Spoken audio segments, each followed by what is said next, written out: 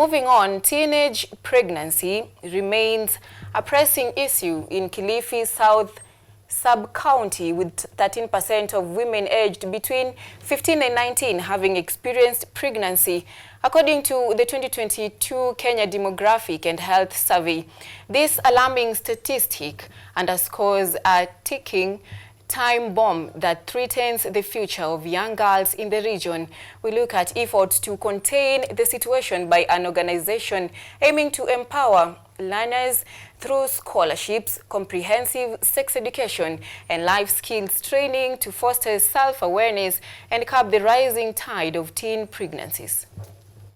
The 2022 Kenya Demographic and Health Survey reveals a stark correlation between education and teenage pregnancy.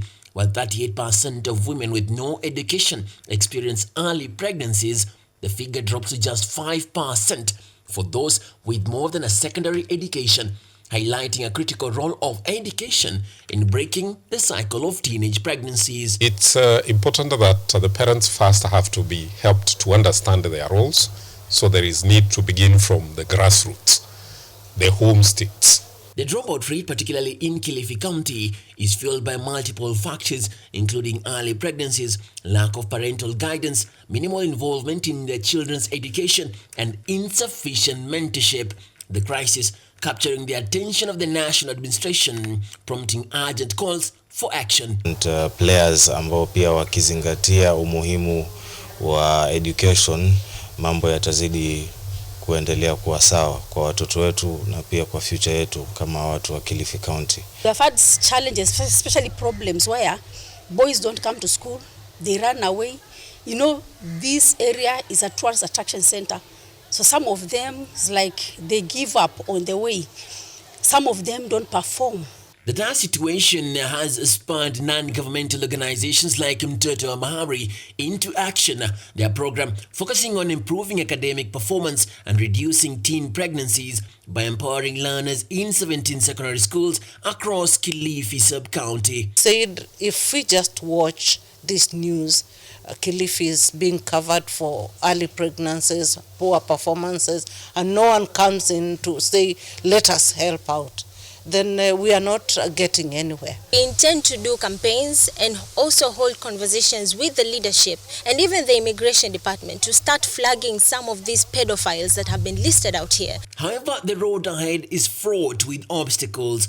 David Kenyakanga, principal of Shariani Secondary School, disclosed that the school has recorded 4 cases of teenage pregnancies this year, with some of the girls already dropping out. Out 16, 17 secondary schools, only one is a boarding school. So that would tell you that most of the students are expected to be at home most of the times after school, which is not a reality.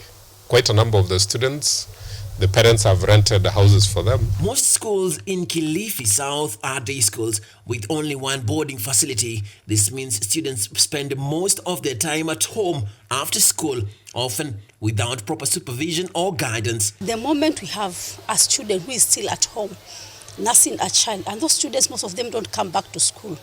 We have tried to talk to parents to allow their children to come back to school, to continue with the learning, but most of them is like they give up. A lack of mentorship has also been identified as a critical factor, leaving learners vulnerable to life's challenges. Stakeholders are now calling for collaborative efforts to address these issues and create a supportive environment for the youth.